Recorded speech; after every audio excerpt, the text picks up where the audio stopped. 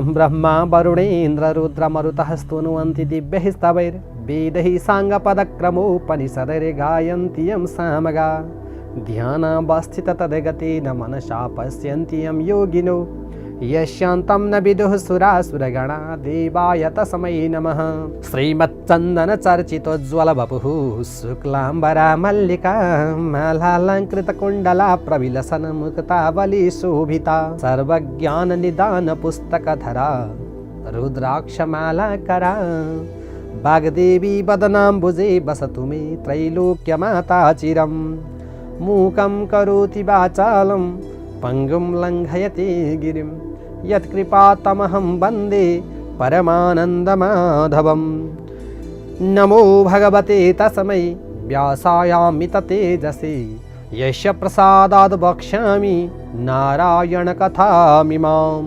नारायणं नमस्कृत्य नरं चैव नरोत्तमं देवीं सरस्वतीं व्यासं ततो जयमुदीरयेत्। ओम श्री स्वस्थानी देव्यै नमः।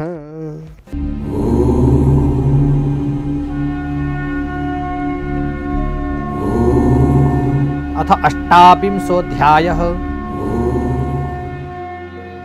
कुमारजी आज्ञा गर्नुहुन्छ हे अगस्त्य मुनि। त्यसपछि ती ब्राह्मणहरू भात लिएर चन्द्रावती भएको स्थानमा पुगे।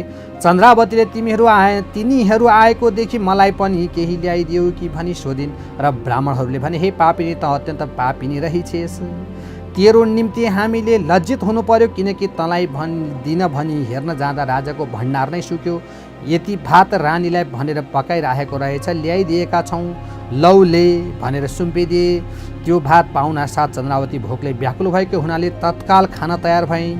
अनि ती ब्राह्मणहरूले भने हे पापिनी, यस्तो अवस्थामा परेर पनि तँलाई धर्मको चेष्टा रहेनछ। मुख धोएर खा, तेरो अवस्था देखेर हामीलाई दया लाग्यो, तँलाई उपदेश दिन्छौँ, सुन।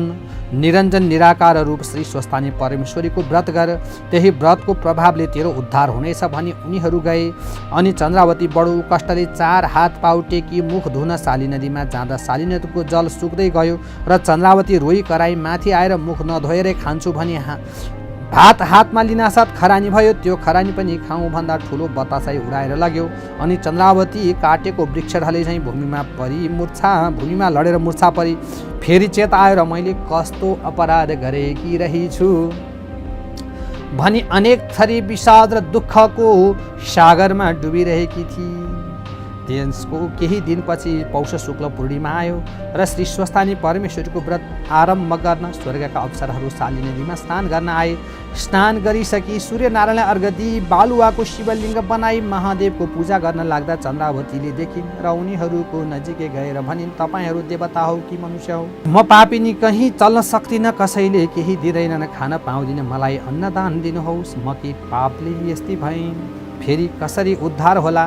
यति चन्द्रावतीले भनेको सुनि अप्सरा भन्दछन्, हे पापिनी, हामी स्वर्गका अप्सरा हौँ। आज पौष शुक्ल पूर्णिमा हो, श्री स्वस्थानी परमेश्वरीको व्रत प्रारम्भ गर्न यहाँ स्नान गर्न आयौँ।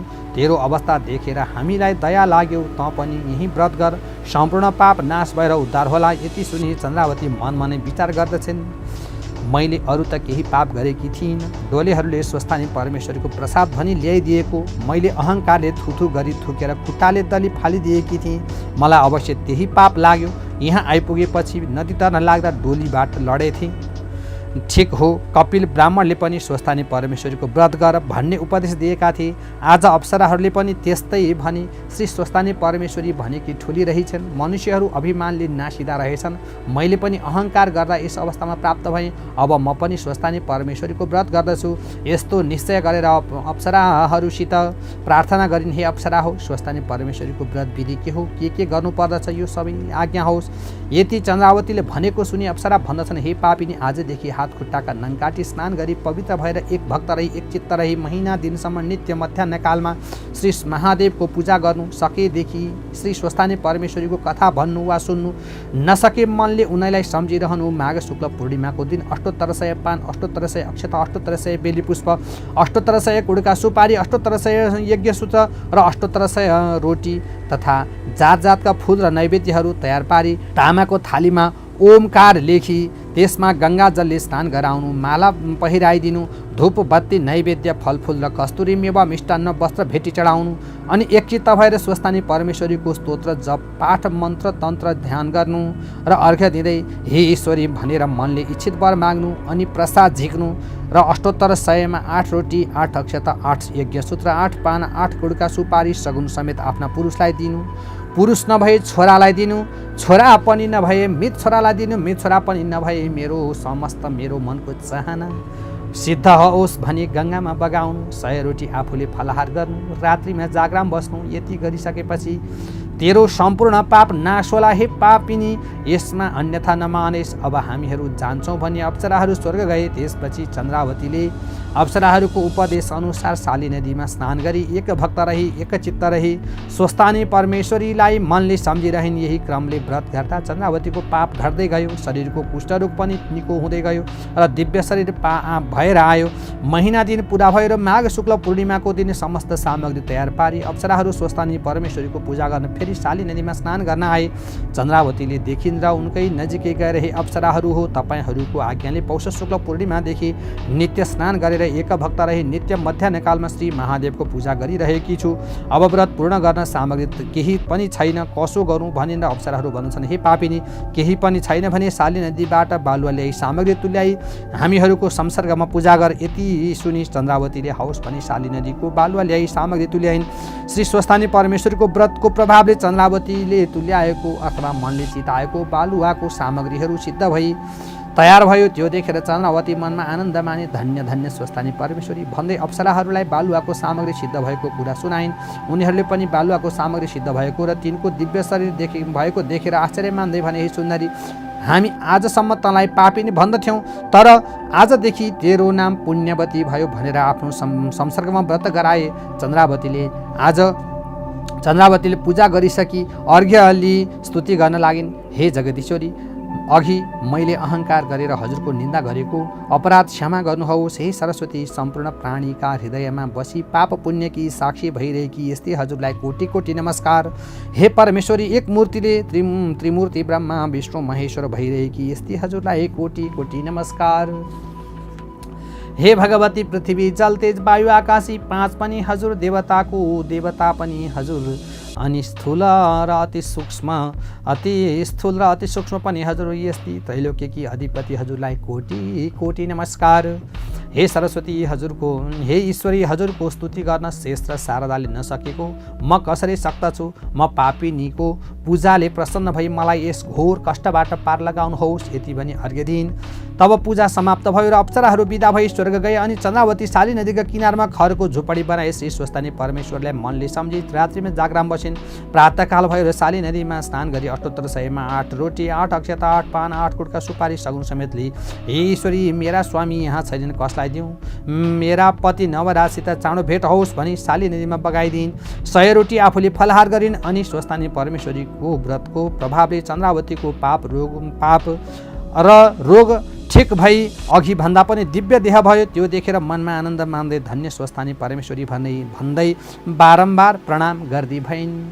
ओम इति श्री स्कन्द पुराणे केदारखण्डे माघ महात्म्ये कुमार अगस्त्य संवादे श्री स्वस्थानी परमेश्वरी व्रतकथायां चन्द्रावती व्रतकृतं नाम 28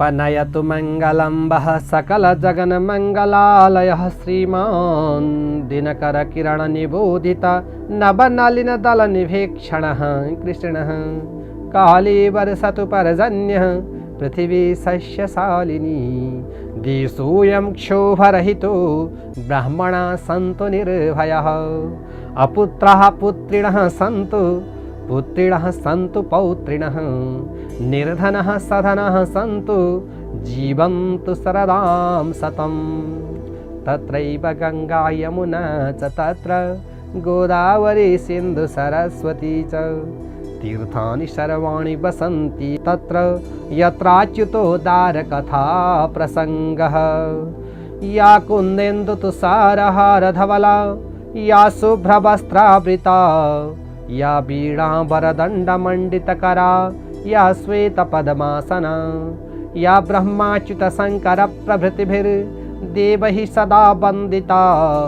सा मां पातु सरस्वती भगवती निःशेषजाड्यापः। कायेन वाचा मनसेन्द्रियैर्वा बुद्ध्यात्मना वा प्रकृतिः स्वभावात् करोमि यद्यद् सकलं परस्मै नारायणायेति समर्पयामि। ओम श्री स्वस्तानि देव्यै नमः।